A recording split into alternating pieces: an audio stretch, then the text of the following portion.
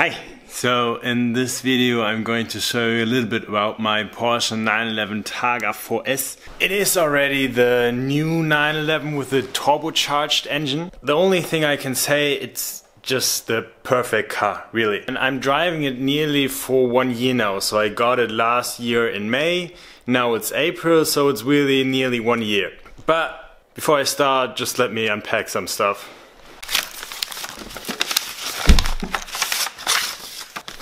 Say spring event. So this is an event where I'm going with my Huracan. It's called the Petrolhead Spring Event, 29th of April. They have drag races there and some drifting, I think. I've never been there, just saw some pictures and thought it was a cool event. What's this? That's a toy, I know, but I like toys. Okay, it's not the Porsche, but it's the Huracan.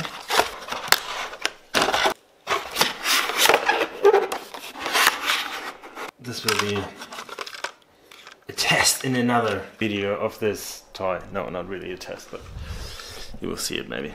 I have to go to Porsche anyway because there's something wrong with the car. The car is forgetting all the individualized settings every time I shut down the engine. There are not many things you can individualize on the car, but there are some settings I have normally saved, which I quite frequently use, and they just get deleted every time I shut down the engine. That's entry and drive. That's actually quite a cool feature on that car. I just have to put my hand there, and then when I have the key with me, the trunk in the front opens, like every door as well. Oh, too dark for that here. So this forgetting thing started when the car was at Porsche the last time. They made a software update and there was also recall. I don't know exactly what happened, but they had to fix it.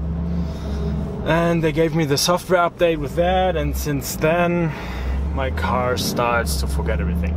But now we go there. I have on the steering, I have this little wheel which is spinning with the steering wheel, and normally I would put it into I mode, which means individual mode. With that, automatically the sport exhaust turns on and the start stop automatic, which is here, down here, would also turn off, because I know maybe it's good for the fuel consumption. I don't even know if that's true. Oh, I want to go straight here. They changed everything here. That's so annoying. But I just don't like it when the car automatically turns off. It's the first thing I do when I get into the car. I just turn it off. When I drive in the Lamborghini, the feature I miss the most, the ACC, which stands for the active cruise control. So I turn it on now. I have it set to 30 now. I go up to 50, and now the car accelerates to 50. But as soon as there is a car in front of me, it goes slower. The ACC would automatically brake the car, and that's so cool.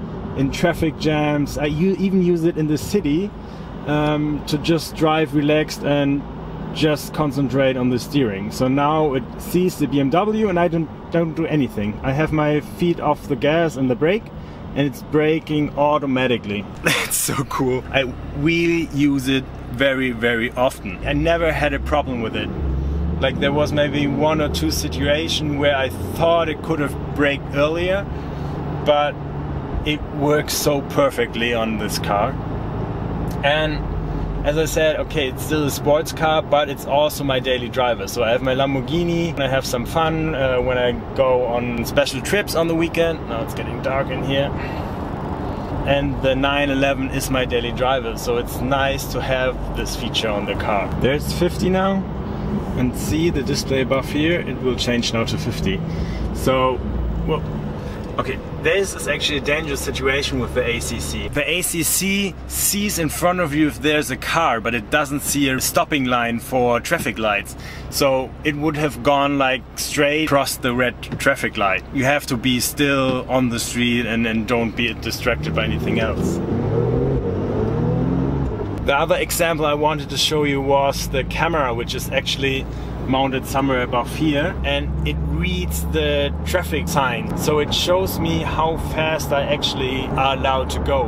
And again, this is something I never thought that this feature would be so good actually. It's very, very good. Driving in the Lamborghini, I got so used to it in the 911 that while driving in the Lamborghini I always search for the speed limit in the display, but the Lamborghini doesn't have it. I don't want to compare the Lamborghini to the 911, but there you can already see what makes the 911 so special. I mean, it's a really, really good driving car, but it's also a car with many features which help you drive with comfort. That's what makes the 911 so special, because it's not just a race car or a fast car. It comes with both of these two worlds. It comes with the sports cars and a very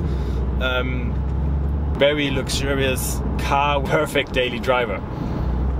Really a perfect daily driver, just an expensive perfect daily driver, yeah. In my opinion, when you look at the whole brand Porsche, like today you still know or think about Porsche as a sports car manufacturer. Although they have the Panamera, the Cayenne, the Macan, which are obviously just normal cars or like not sports cars with a really strong engine in. Of course they still are trimmed for good performance with everything, but an SUV can't be a fast car around the track. It's just simple as that. So I think like in 10 to 20 years, young people won't see Porsche as a sports car manufacturer anymore, but as a luxurious manufacturer. But now we are at Porsche, so... And of course for those who want to see a sports car from Porsche, there are still GT3s and GT3 RS and GT4s and whatsoever. They are actually still one of the best sports cars, like the 911 itself, but just not only the performance in the normal 911.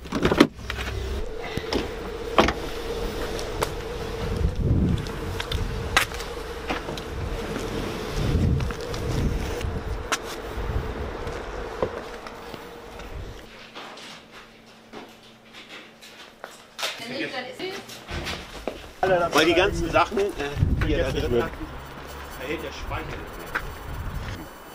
nicht mehr. Ja. Klären wir das nachher mal mit Meilchen ab. Ja.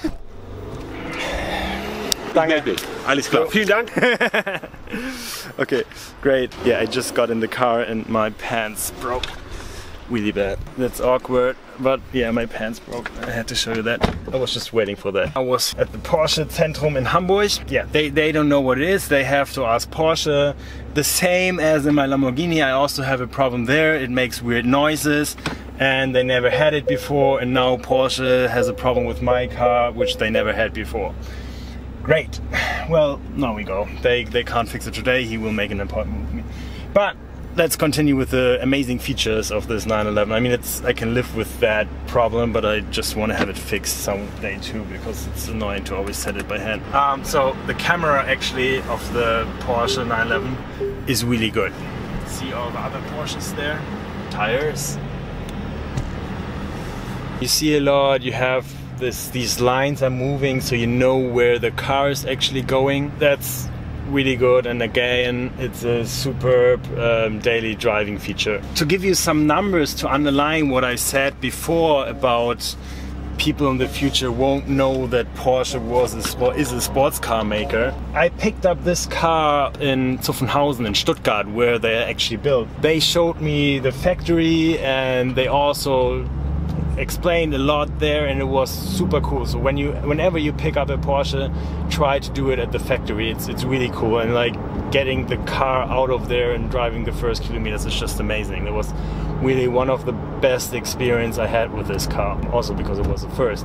But they told me that currently they build around 200 Porsche 911s and Boxster models in Stuttgart every day. In Leipzig in Germany they have another factory which produces the Cayenne, the Macan, the Panamera, so all the not sports cars. And they build around 600 to 700 or 800 every day. So there you have some numbers on the impact of the big luxurious cars, what impact they have on Porsche. I can totally understand that, like today you can't just manufacture sports cars because not everybody's driving sports cars. You can probably understand the move of Porsche to produce these cars and use the brand value to get into other segments of car manufacturing. So that's let's go a little bit quicker. So what's next? As you know, when you look to the back, I have a huge window there. That's because I have the Targa.